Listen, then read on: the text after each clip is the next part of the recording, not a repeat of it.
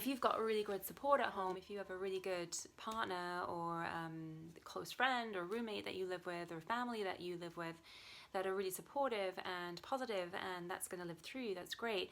But if you're now possibly quarantined and not able to get out, and the people that you're with at home are pessimistic and negative, they're going to drag you down with them. And all of my teaching is very much about knowing who you are, what you stand for, what interests you, what you want to fight for, and finding your identity rather than other people giving it to you. Now is a really great time for reinvention, for stripping away these identities that people have given you, or stripping away identities you found yourself in.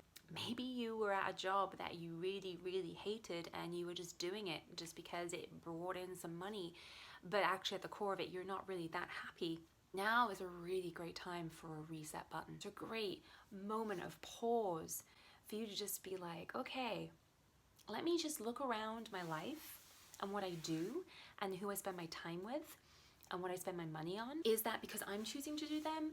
Is that left over from my last partner or my parents, or just other people are doing it, therefore it seems like the norm and that's what I should be doing? Because sometimes when I'm working so hard or doing a bunch of jobs or overbooking myself, some sort of huge event will happen or negative event will happen that kind of makes the universe say, Kat, slow down. Like, you need to take a step back and just regroup yourself.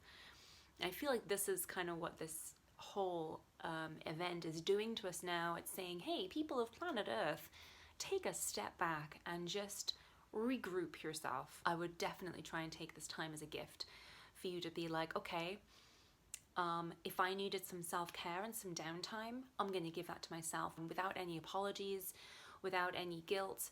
I'm going to take that bubble bath. I'm going to sit and binge watch that Netflix show, whatever it was that's like a luxury for you.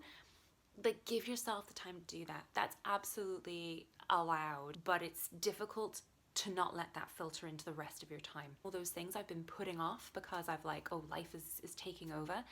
I'm going to write those all down. All the things I yearn to have the time to do, but I can't because of commitments and other people's requirements of my time. I'm going to write all those things down and I'm going to do them. And once I've had my downtime, I'm gonna focus on being proactive. I'm going to read those books that I bought and never read. I'm going to finish writing those articles that I've half finished. Rearrange my house. I mean, there's so much. Now is the time to find out what makes you thrive. What are you interested in? What was that hobby you were going to take up? Obviously, there's limitations right now. You might not be able to go out skiing or whatever it is, but within reason. Like, there is so much research you can do. There's so many instructional videos you can be watching. So many practical things you can still be doing. Have a little project that is outside of all this craziness, something that you can focus on every single day and have that little check-in. So as long as I get out of bed, I have this thing to do, I have this task to complete. It's really going to give you a sense of purpose and a sense of fulfillment. I provide this amazing safe space where you can unapologetically be exactly who you are.